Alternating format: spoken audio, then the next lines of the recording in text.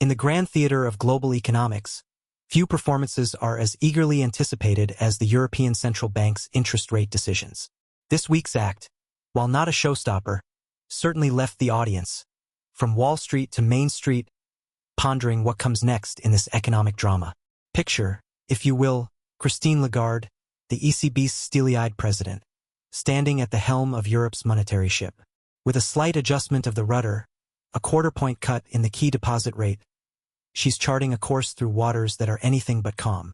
It's a journey that affects not just the suited denizens of financial districts, but also the everyday Europeans trying to make ends meet in an era of persistent inflation and economic uncertainty. The stagflation specter. As I sit here in my New York office, sifting through the economic tea leaves, I'm struck by a term that seems to be haunting the corridors of power in Frankfurt. Stagflation. It's an economic boogeyman that combines the worst of both worlds, stagnant growth and stubborn inflation. Jeffrey Yu, a senior strategist at BNY, puts it bluntly. The outlook is becoming increasingly stagflationary. This isn't just banker for the average European. It translates to a double whammy of financial pressure on one hand. The economy isn't growing robustly, which means job security and wage growth are on shaky ground. On the other, prices aren't coming down as quickly as everyone had hoped. It's like being caught between the proverbial rock and a hard place, with your wallet squeezed in the middle. The German conundrum. Let's zoom in on Germany, traditionally Europe's economic powerhouse. Recent Deutschland paints a picture that's less economic miracle and more economic mirage. The country that once pulled Europe out of financial crises is now showing signs of strain. This isn't just a German problem, it's a European one. When the engine of Europe sputters, the entire continent feels the vibrations. For the ordinary German worker, this translates to a sense of unease. The famed German efficiency and productivity that once guaranteed economic stability now seem less assured. It's a microcosm of a larger European anxiety. Even Germany is struggling. What hope is there for the rest of the bloc? The wage price waltz. One of the most intriguing subplots in this economic narrative is the dance between wages and prices.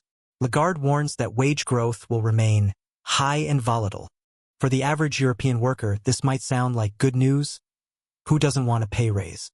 But it's more complicated than that. Imagine you're a barista in Paris or a factory worker in Milan. Your paycheck is getting fatter, true, but so are your bills. It's a classic case of running faster just to stand still. This wage price spiral is giving ECB officials sleepless nights as they try to cool inflation without freezing the economy. The American. As always in our interconnected world, we can't ignore the elephant across the Atlantic. The United States Federal, under Jerome Powell's leadership, is widely expected to start cutting rates soon. This puts pressure on the ECB to follow suit, lest the euro strengthen too much against the dollar, hurting European exports. For the American reader, this might seem like a distant concern. But in our globalized economy, what happens in Frankfurt doesn't stay in Frankfurt. A weaker euro could mean cheaper European vacations and more competitive prices on European goods in US stores. But it could also mean tougher times for American exporters trying to sell to Europe. The crystal ball conundrum. If there's one thing that's clear from the ECB's latest moves, it's that nothing. Lagarde and her team are playing their cards close to the chest, refusing to commit to a specific path for future rate cuts. It's a data-dependent approach that leaves everyone, from hide financiers to everyday savers, in a state of anticipation. This then just an academic exercise. For a small business owner in Barcelona considering a loan for expansion, or a young couple in Dublin saving for their first home, the ECB's next moves could have real, tangible impacts on their financial futures. The human element.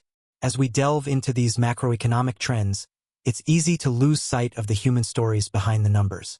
Each point shift in interest rates or inflation represents thousands of individual struggles and triumphs. Consider Maria, a fictitious but representative middle-class mother in Lisbon.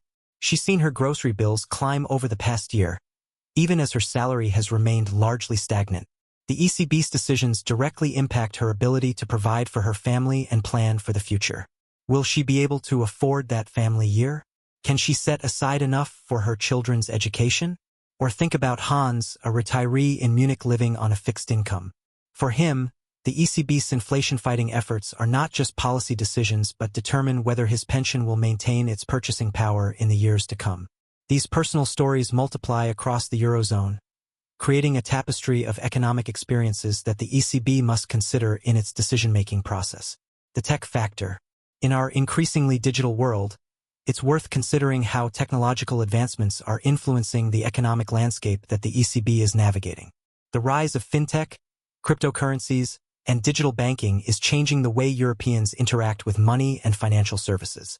This technological shift adds another layer of complexity to the ECB's task.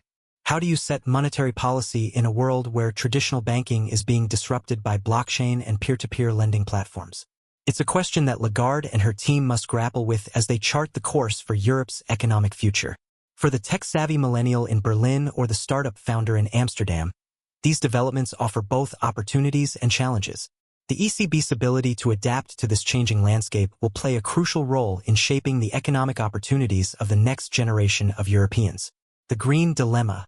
No discussion of Europe's economic future would be complete without addressing the elephant in the room, climate change and the push for a greener economy. The ECB, like many central banks around the world, is increasingly factoring environmental concerns into its decision-making process.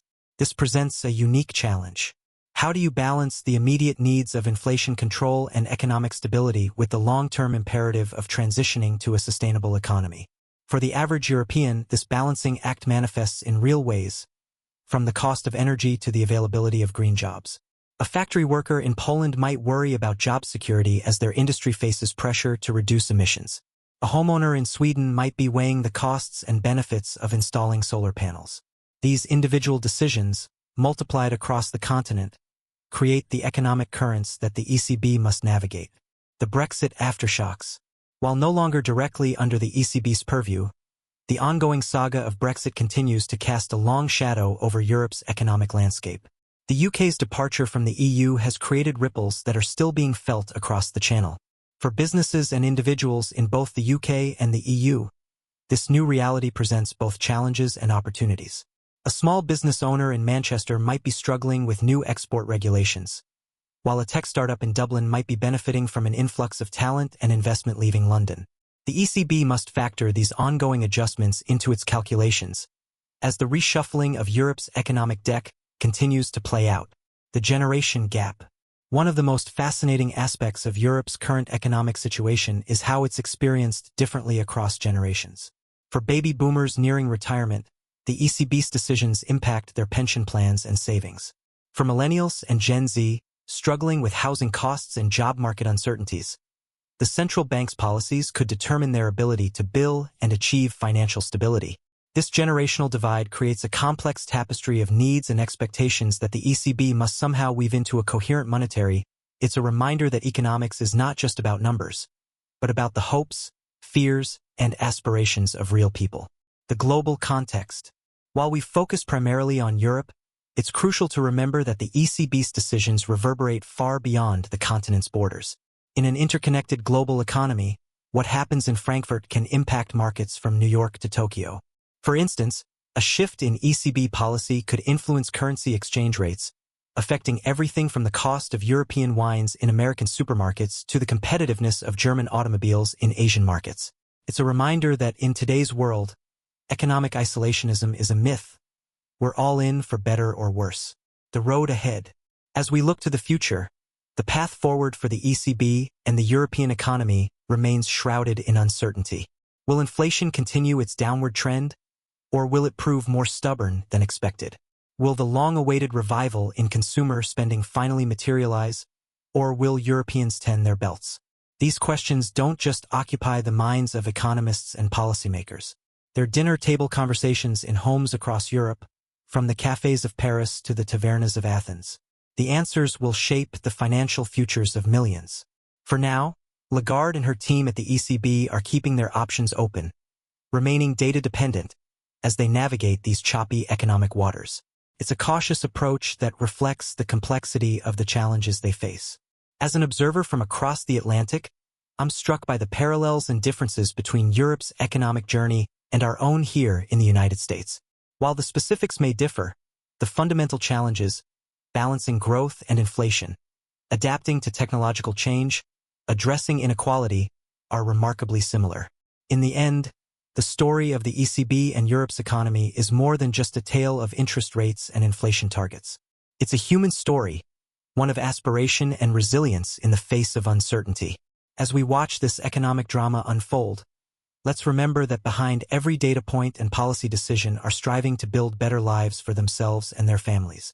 The coming months and years will undoubtedly bring more twists and turns in this economic narrative. But one thing is certain: the decisions made in the ECB will continue to shape the lives of millions, from the bustling streets of Berlin to the sun-drenched coasts of Spain.